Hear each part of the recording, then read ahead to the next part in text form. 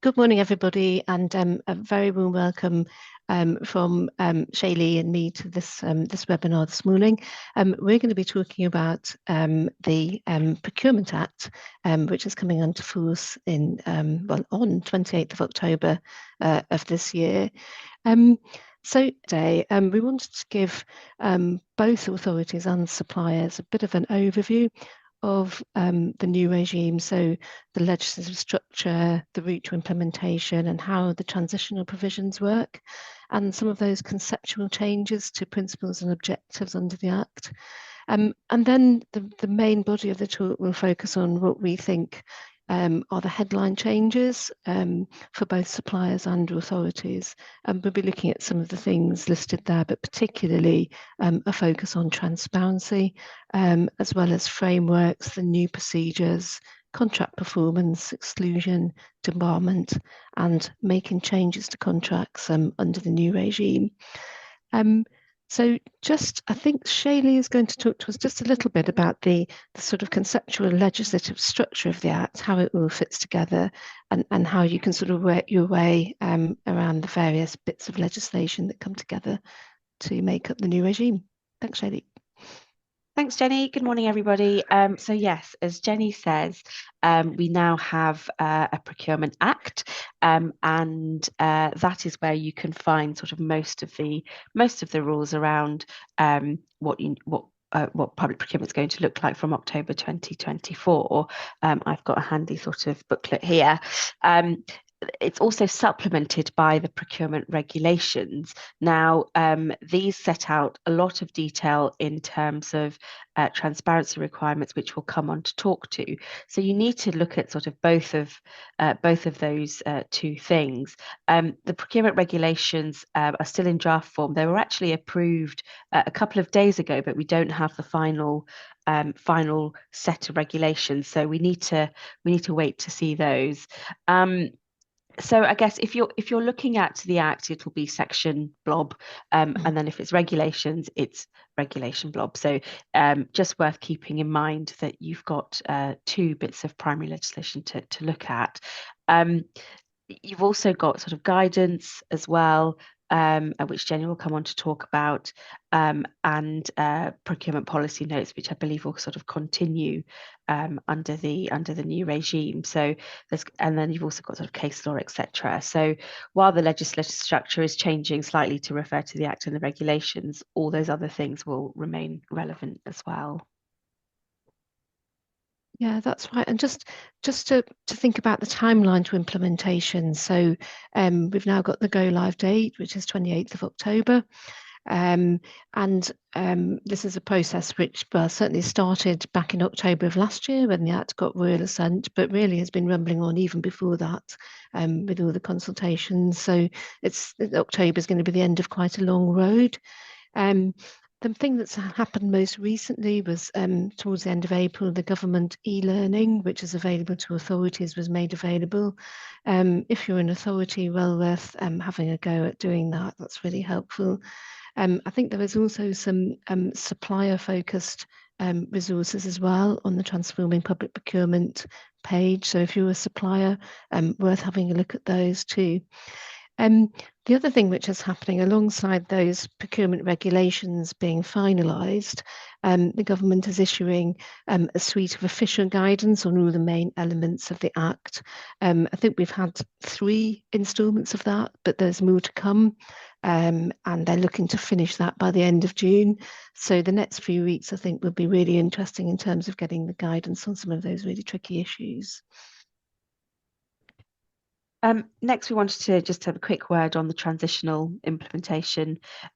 So inevitably, there is a crossover point where from the 28th of October, any contracts that were commenced before that date will remain under the regulations, and that includes any modifications made to that contract as well. So if you started your procurement, and by that it means sort of advertising and publishing a contract notice, then it continues under the Public Contracts Regulations 2015.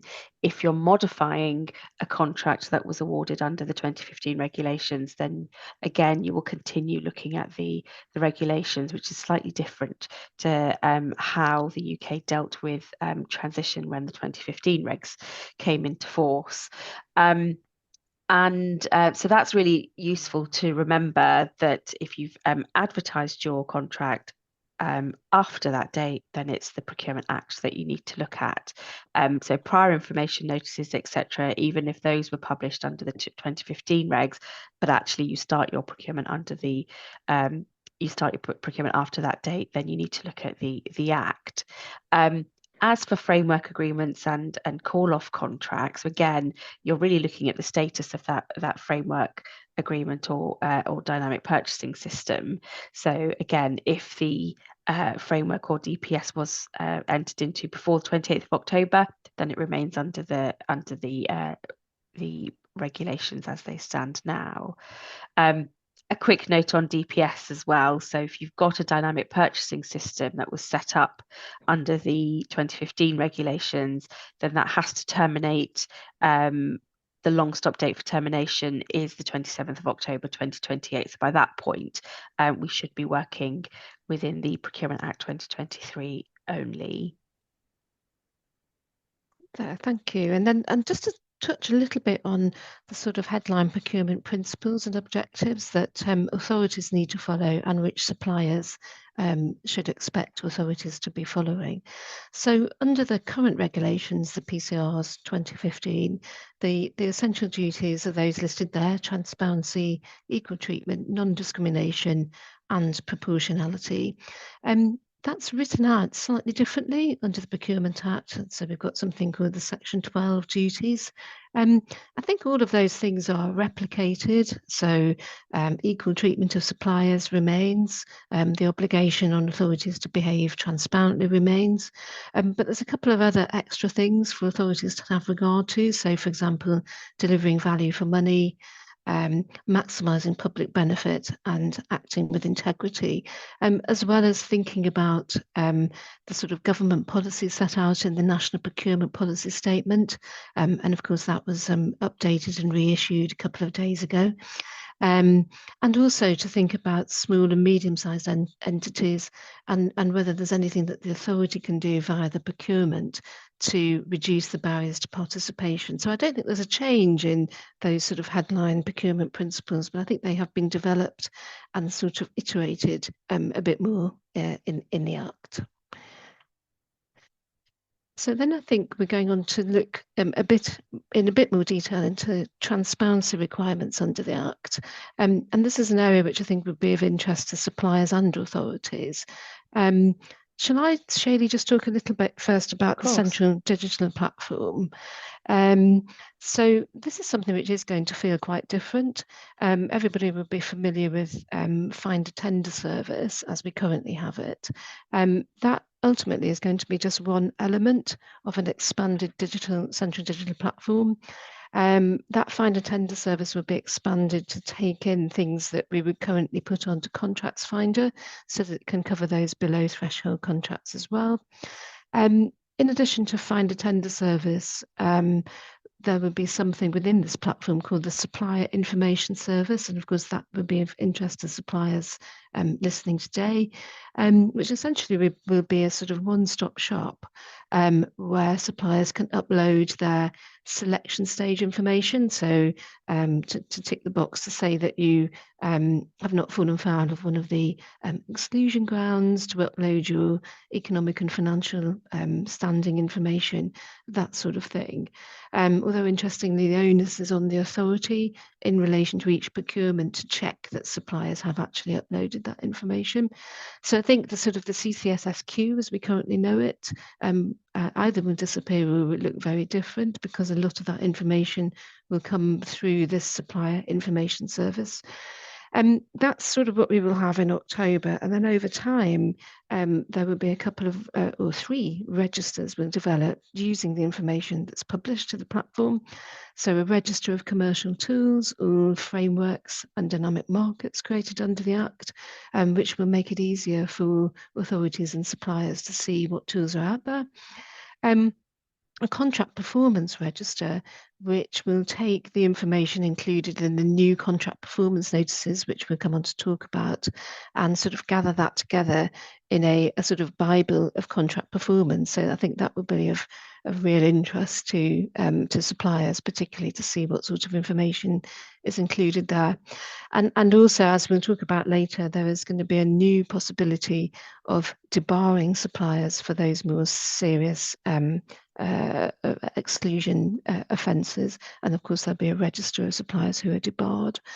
And the fact that the platform will use what's called a unique identifier, so each authority, each supplier, each procurement, each contract will have its own unique code, which you can then click on and draw out all the information that relates to that authority, that supplier, that procurement. So it will make the sort of visibility and usability of all this information a lot easier, I think. So that's the sort of technical context in which we might then look at transparency. I don't know, Shaylee, do you want to take this one? Yeah, sure. So as you'll see on this sort of roadmap, you've got not very many notices. So as you'll see, so you've got the prior information notice right at the beginning. It's optional. You don't have to publish one of those, but usually they're used to engage with the market, announce sort of pre-market engagement activity and so on. But really your cornerstones are the contract notice at one side and then the contract award notice at the other. And then again, if you do modify the contract in certain scenarios, you have to publish a modification notice. But other than that, there's very little transparency about sort of what happens on that journey. If we just move to the next slide, so we've gone a little bit CBeebies with this slide with the colours, but as you'll see, there are so many more, noticeably more notices under the Act that are required. And I think this all reflects sort of, as Jenny said at the beginning, in terms of sort of key themes and objectives of the Act, that objective of transparency. And so you've really got an idea of what the authority is doing in relation to its procurement activity more generally, and we'll come on to talk about that shortly, as well as sort of the what's happening with a particular contract. So if we just move on to the next slide, Jenny, do you want to talk about the pre-procurement? So we'll take them in sort of phases and look at pre-procurement notices first. Sure. So yeah, we tried to divide up that roadmap into what we thought were three sensible divisions. So pre-procurement, procurement, and then contract management. And I think there's 3 notices here which are relevant. The first is a pipeline notice. Sort of headline details. What is that? That is the authority publishing one notice, which it's required to publish if it's spending 100 million or more in public contracts in a year. And that notice will itemise each contract which is valued at over £2 million, which it's anticipating procuring over that reporting period of 18 months. So in terms of a supplier, how might that be helpful to suppliers? If you can look at an authority's pipeline notice, you can see what they're intending to do in terms of their procurement strategy. And also because the pipeline notice includes any direct awards, whether direct awards not in the context of frameworks, but could also, if following best practice, might include those. Suppliers could use the pipeline notice to see what sort of relationships an authority is going to enter into directly with its competitors. So there's a lot more transparency about what the authority is planning to do. We've then got something called the planned procurement notice. This is very similar to the prior information notice that Shaylee mentioned earlier, which we currently have. And this is in relation to just one procurement only. And essentially it's saying, we're not starting the procurement yet, but we're planning to procure this shortly. And it's sort of putting suppliers on notice that this opportunity is coming up. So great for suppliers to watch out for those, to have time to prepare, to tender, and also for authorities is it gives the chance to sort of warm up the market as much as possible and get the greatest participation possible. And the final one in this sort of pre-procurement period is a new notice, preliminary market engagement notice. It's still the case that an authority isn't required to do pre-market engagement. So there's nothing in the Act that says that an authority must do that. However, if it chooses to do that, and our view is that it's usually a very useful thing to do to make sure that you're sort of aligned with what the suppliers can deliver, then there needs to be a preliminary market engagement notice published, which sets out how did authorities run that pre-market engagement, and what sort of results and outcomes resulted from it. And as a supplier, that notice would be quite useful to keep an eye on, because you can look at how authorities ran their pre-market engagement, who they consulted, and particularly whether anything emerged out of that which might later give a competitor an advantage, a sort of equal treatment issue. So potentially suppliers could use that to just check that authorities are complying with those equal treatment obligations in the pre-market engagement that they conduct. I think Shaylee, you were going to go on to the next one. Yeah. So I'll talk about sort of the middle of the road, I guess. The procurement notices at the start of commencing a procurement. So the contract notice is rebranded and is called a tender notice. Sorry, excuse me, and that is required, as is the case now, for all procurements other than call-off contracts or direct awards, although we'll talk about direct awards shortly. So as Jenny has already mentioned, there's a unique identifier which will be present here, and that really allows a supplier to sort of follow that opportunity all the way through.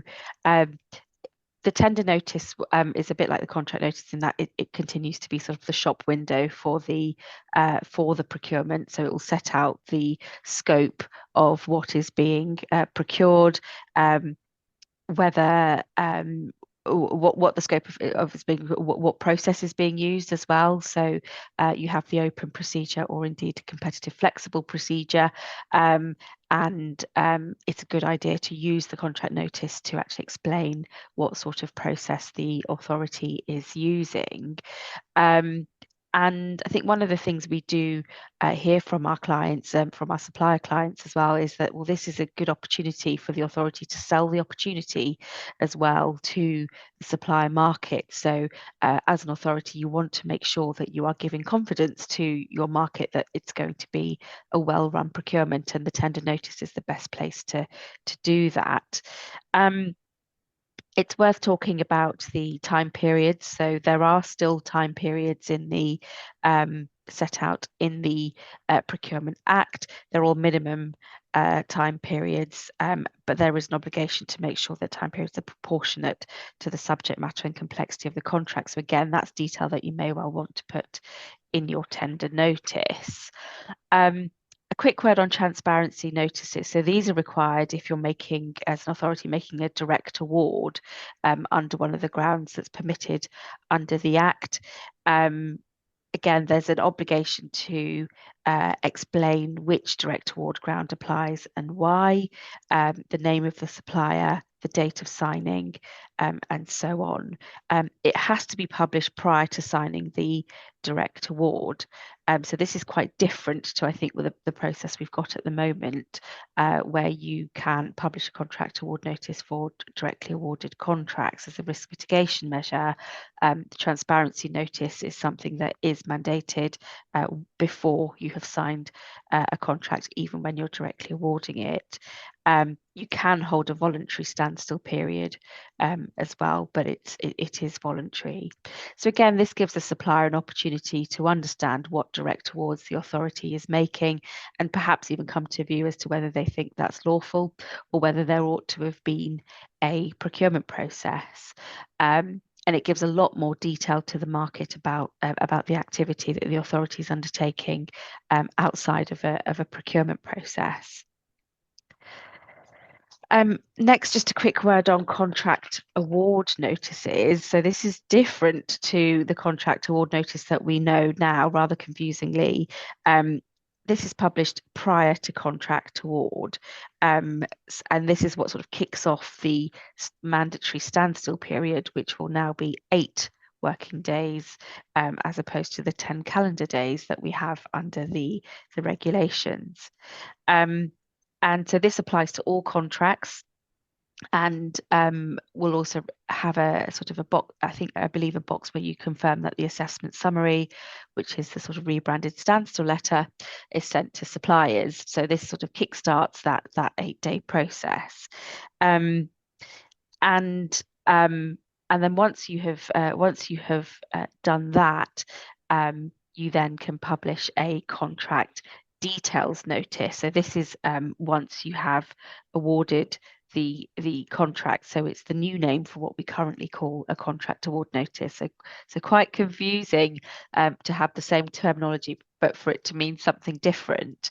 And again, this gives suppliers the opportunity to see whether the contract that's been awarded is the same as the one that was advertised at the tender notice stage. Finally, we have the procurement termination notice. So this is something that comes at the end of the procurement. So if you've had to publish a tender notice or transparency notice, then you abandon or terminate the procurement, then you need to publish a procurement termination notice. And there's no requirement to give reasons for the abandonment, but I think it's probably good practice, and the guidance seems to suggest that there will be an optional box for you to input reasons, and that can help from a risk mitigation perspective. We are asked by lots of our authority clients, and indeed our supplier clients, about the risks around abandoning a procurement. And I suppose if you're a supplier, this could be potentially a source of quite sort of interesting information. Is the authority routinely abandoning procurements? Procurements are expensive and take up a lot of time and resource to bid into. Does the authority have form in terms of abandoning procurements? If they're abandoning the procurement, well, where is this contract being placed? And I think, again, it gives that transparency to the supply market to ensure that the authority is indeed following procurement processes where it is obliged to. Just a quick word on also, if you have got a below threshold contract as well, the notice in pink there, then again, there is a notice that a tender notice specifically for those below threshold procurements. Jenny, do you want to? Sure, yeah. So the sort of the last stage of the roadmap, I guess, really covers that point where the procurement's finished, and we're now looking at running the contract, and there's sort of 4 relevant notices there. One of those is the payments compliance notice, which essentially reports on how quickly the authority pays its suppliers down the supply chain. It's something that central government has had to do for a while, but now the obligations have been extended to all authorities under the Act. And so I suppose as a supplier, that's something you can check to see if an authority is a good customer when you're thinking of tendering to them to work with them. A really interesting and key notice, and probably one of the biggest changes, is this obligation to publish a contract performance notice. So really this faces 2 ways. It does 2 things. The first of all, it's in relation to certain contracts over £5 million in value, where there is a requirement to include 3 KPIs and to report on those annually and at the termination of the contract. So the contract performance notice is the vehicle to meet that reporting requirement for those larger value contracts in terms of KPIs. The other thing a contract performance does is provide the vehicle where an authority can report a supplier for poor performance. We'll talk a little bit about that later. But if a supplier either seriously breaches a contract, or there is a sort of unremedied poor performance, which the supplier hasn't sorted out despite being asked to do so, the authority is under an obligation to file that information into a contract performance notice too. So obviously that's really significant, and I think will be of interest to suppliers in particular. Contract change notice, this again is of real interest to both authorities and suppliers, and we'll talk about the changes a bit later. But broadly speaking, unlike now, pretty much every modification of a contract will require you to publish a contract change notice before that change is made, setting out the details of the change and why it's lawful to make that change.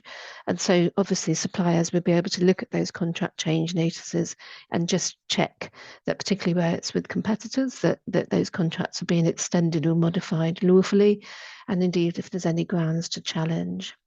And then finally, right at the end of the process, to sort of wrap it all up nicely, there's something called a contract termination notice. Hopefully most of the time contracts will expire just at the end of their natural life, but sometimes they are terminated for breach or for poor performance or something of that sort. And the contract termination notice will set out why it was that a contract was terminated. So obviously suppliers can see, has this authority got a record of terminating contracts early? And also if a supplier regularly loses contracts due to poor performance, that sort of information will come out of the contract termination notice as well. So these sort of contract management stage notices are really interesting for authorities and suppliers alike, I think. Do you want just to say a quick word on best practice, I guess? Yes, yeah. I'll just trot through the next couple of slides, just conscious of time. So, so as we can see, there's a a hell of a lot of extra work that's going to be involved in making sure these notices are published at the right time and contain the right information. And this really goes back to the Cabinet Office's view of wanting to use those notices to drive best practice around transparency and really sort of elevating the UK's public procurement activity. So as you can see from the slide, that all the way from sort of planning contract spend for the 18 months ahead, all the way through to sort of managing those contracts and potentially mending them, there are obligations throughout, and the idea is that this is going to drive better procurement, which in turn will drive sort of better value for money for the public purse. I mean, one of the questions we often get, I'm not sure if it's in the Q&A, is, well, so what, I suppose, if we get it wrong? And we've had, if we just move on to the next slide, we've thought a little bit about sort of what happens if you get it wrong. The obligations to publish notices are statutory obligations, particularly in relation to each of the individual notice requirements. And therefore, if you fail to publish that compliantly and within the stated time limits, then that is a breach of statutory duty. There's also a general duty to share information for the purpose of allowing suppliers and others to understand the authority's procurement policies and decisions.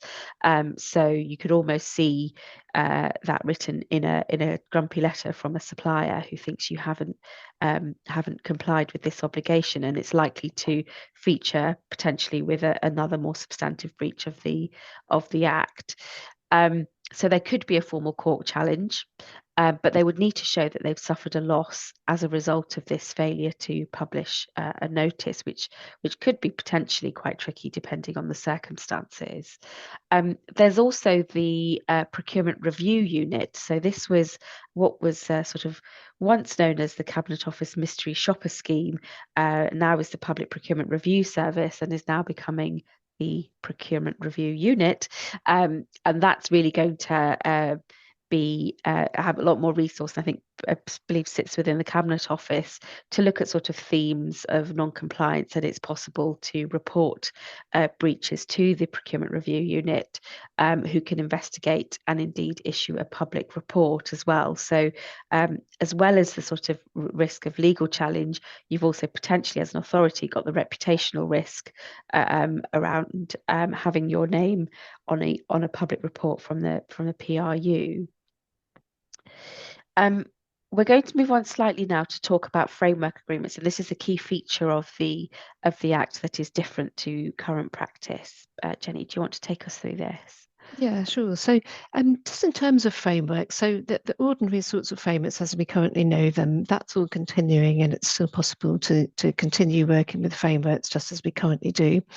But a new thing which will be of interest to authorities and suppliers is this new concept of open frameworks. And these are frameworks which effectively have a longer lifespan of up to 8 years rather than 4, which we currently have.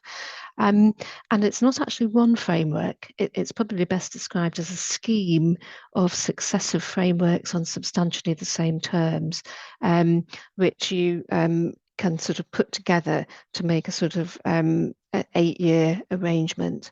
And the reason they're interesting is because each time that framework is reiterated or refreshed, depending on how you want to think of it, there will be an opportunity for new suppliers to join that open framework scheme. So unlike the frameworks which we currently use, which are static in terms of the suppliers who are appointed to them, there's more of an opportunity for an open framework to grow and develop with the market, which I think is the sort of theory behind using them.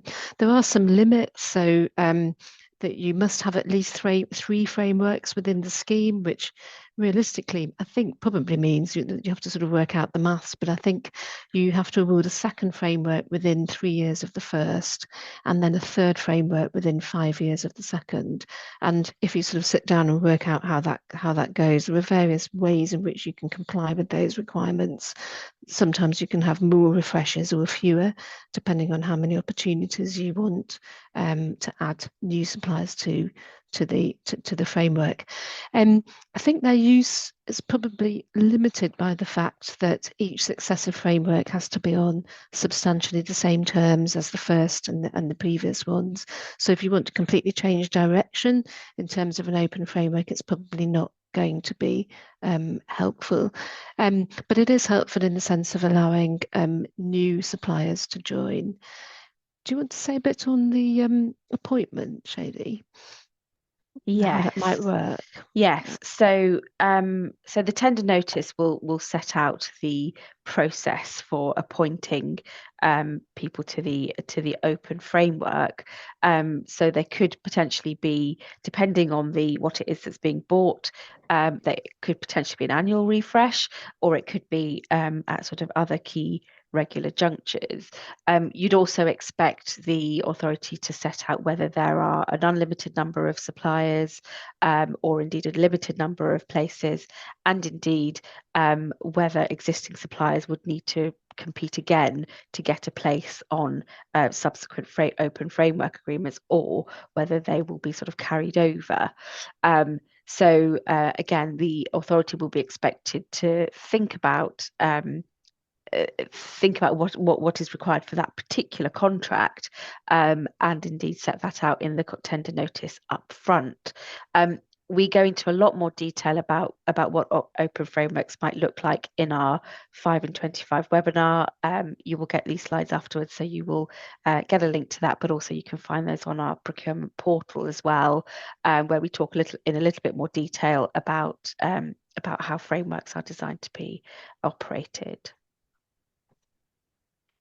Thanks, Shelley. The other thing we thought would just be important to give people a bit of a flavour of in an overview of the Act is the fact that currently we have 6 or is it even 7 stipulated procedures under the PCRs.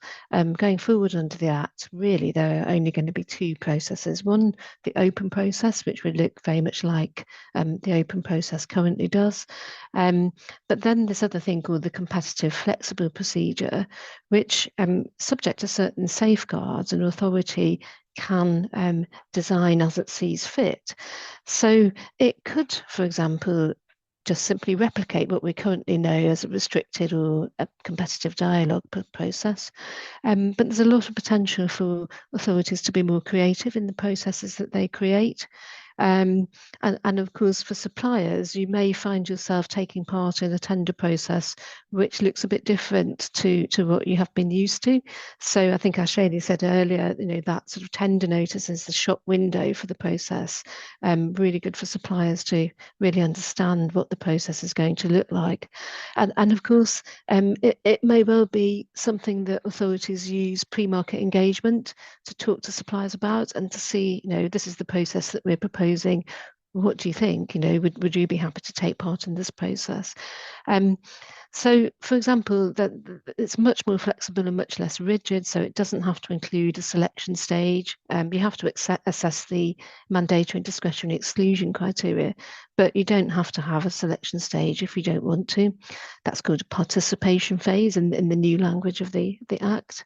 There are certain minimum time limits, which I think are a little bit shorter than we currently have. So 25 days for the selection or participation phase and 25 days for tender stage, which is called a tendering phase under the Act. The other thing is that the Act expressly sets out for the first time rights to amend within certain safeguards the procurement process or the award criteria during the progression of the procurement process itself. It's not a blank sheet to change things, but it is sort of making express probably what you can do currently, just using the principles of transparency and equal treatment to guide you. But it's helpful that those rights are expressly set out. And then if anybody in the audience who is from an authority and has done any of the e-learning, the e-learning module on the CFP is very helpful, and it sort of talks about the range of what they call supplementary processes that you can put together to create a CFP. So on the slide here, we've got what I would call a basic procurement process, pre-market engagement, a participation stage or a selection stage, where you're assessing the capacity of the tenderer, and then a tender stage where you get tenders in and you look at how well they meet the requirements, and then the award stage, so the award decision, standstill, contract signature. That's the sort of the basic building blocks of a procurement process. And then if I'll just go on to finish off this section. And then there are various sort of other little sort of modules, which I think of it as sort of pick and mix or choose your own adventure type procurement processes. And you can slot any of these particular stages or features into that basic process that we looked at earlier. So, for example, between the participation stage and the tender stage, you might introduce some dialogue, or you might introduce an interim assessment to narrow competition. And then at the end of the process, for example, after award, you could put something in a preferred supplier stage, which might allow you to negotiate with the winning bidder. And all of these can be in a sort of pick and mix way put together to design a process. So each process could potentially be quite individual and unique to the particular procurement. Or at the other end of the spectrum, it could look just like a restricted procedure under the current regulations. So really interesting to see what happens in terms of those processes. That's just an example to take away of how it could look, depending on how the authority wanted to design it. Shani, do you want to take this one? Yes, of course. So, as we mentioned earlier, the Procurement Act will continue to sort of have something to say about what happens after the contract has been awarded, and the next couple of slides are focused on that. Where you've got a contract that's over £5 million, then the authority is obliged to set and publish performance against 3 KPIs, and that's on at least an annual basis, and that goes in the contract performance notice. So a really interesting change. I suppose if you're from a central government authority, you'll be quite used to doing this, and a quick Google will show you that central government do this. There's an Excel spreadsheet. A lot of the KPIs are not particularly related to the contract, so might focus on things like social value or indeed other things. So I think there's likely to be some sort of guidance on exactly what those KPIs need to be. There's a small exemption for when your contract cannot be adequately measured by KPIs, but we don't think that will apply in the vast majority of cases. So that's really going to increase scrutiny of both the authority and the supplier's management of these contracts.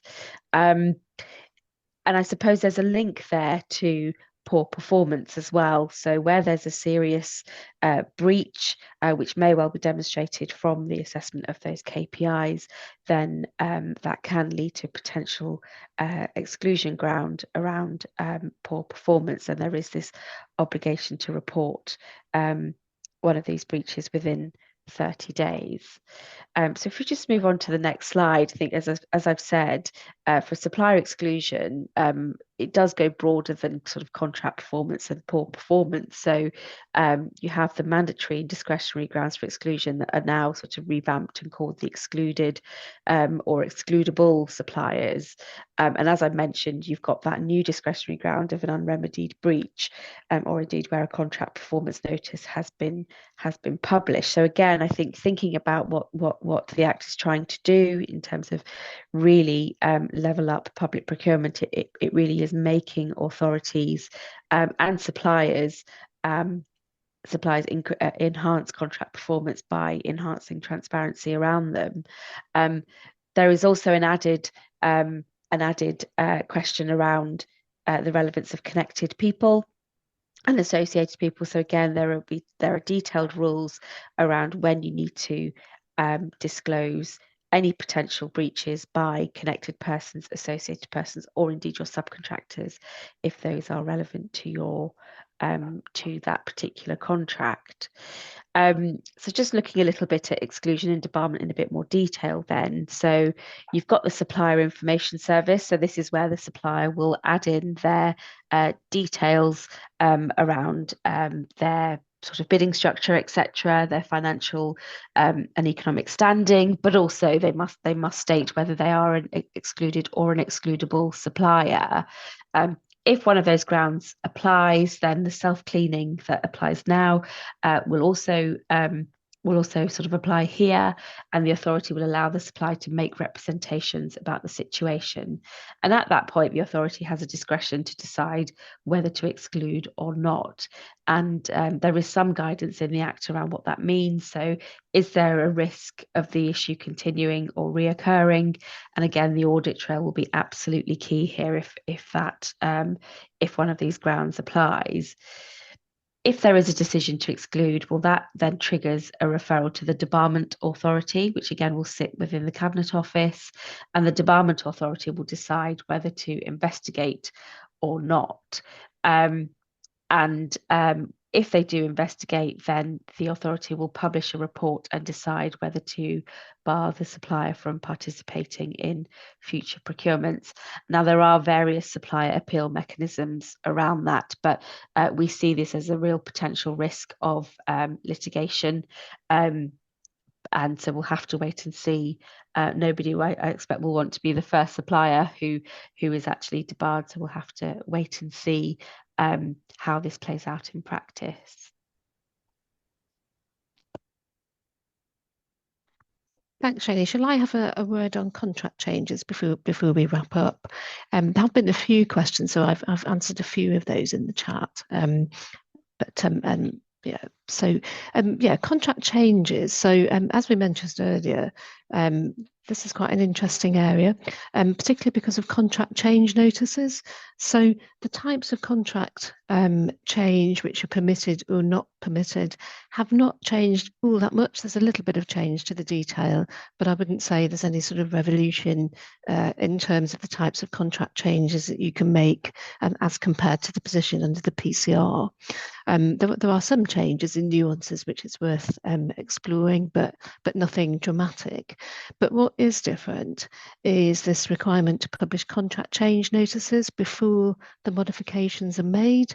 And of course, because of that, it alerts the market to the fact that the change is being made and provides an opportunity for suppliers to object. So contract change notices would be required for all modifications unless the contract change is de minimis, and that is an increase or decrease of 10% or 15% of the value of the contract, depending on whether it's goods, services or works, or an increase or decrease of a maximum of 15% of the term. So under that, you don't need a contract change notice, but over that, every contract change requires that contract change notice to be published. There's another concept as well, which is of a qualifying modification. So this is a change which takes the value of that contract to over 5 million.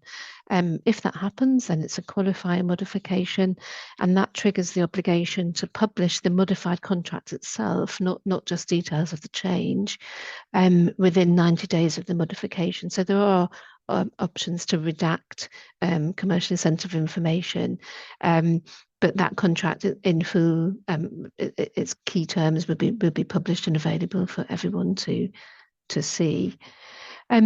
Some key changes from the PCR. I think if people are familiar with Reg 72 changes and those couple of grounds that have a 50% cap on the value of the modification, there's a bit of a change to how that's assessed. So currently you assess that in comparison with the value of the contract originally at signature.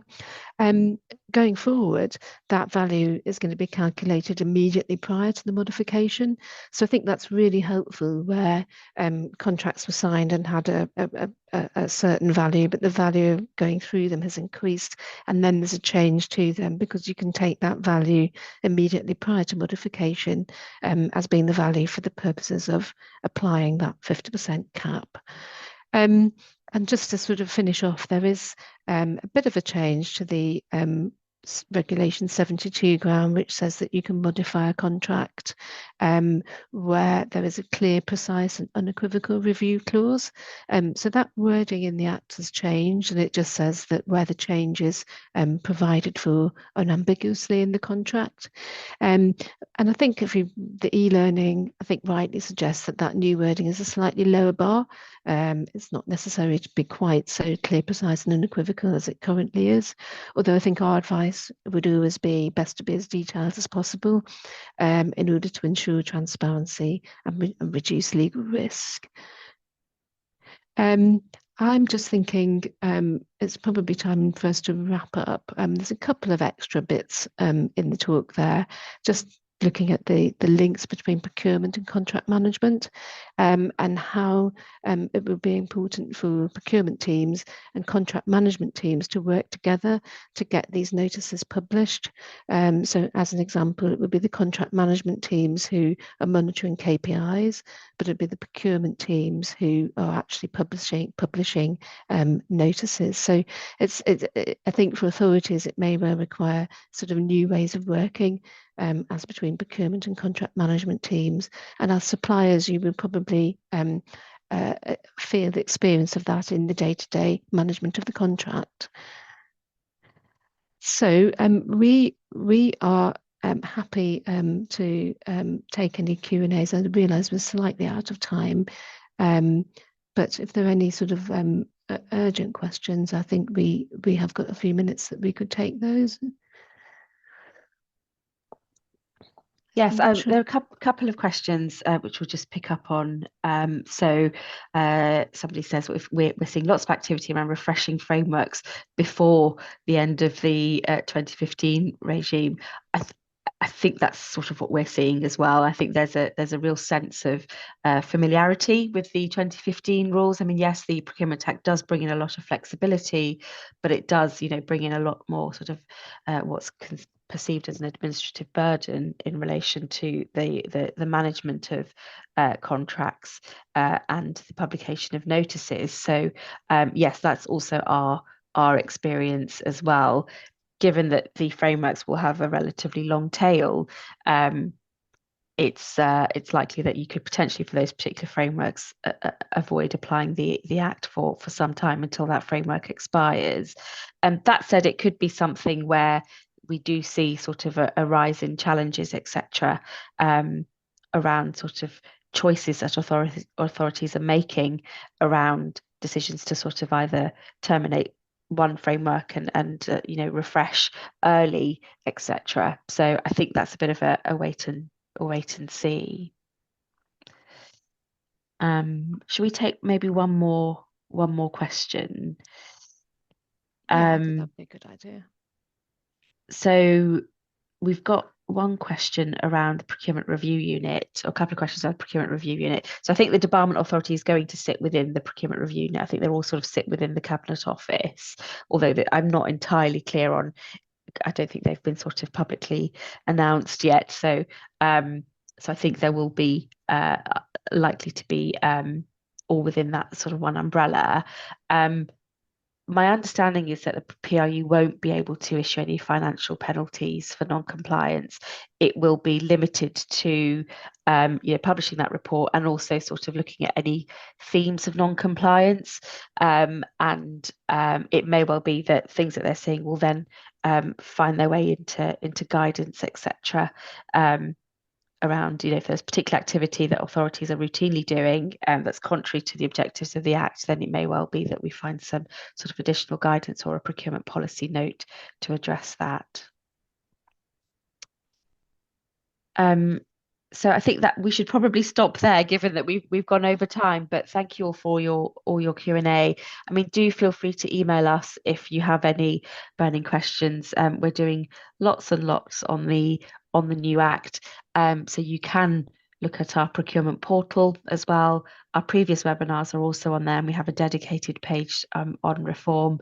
We're also sort of delivering bespoke training and workshops with sort of clients on an individual basis, and therefore, if that's potentially of interest, then we're more than happy to share our proposals around that.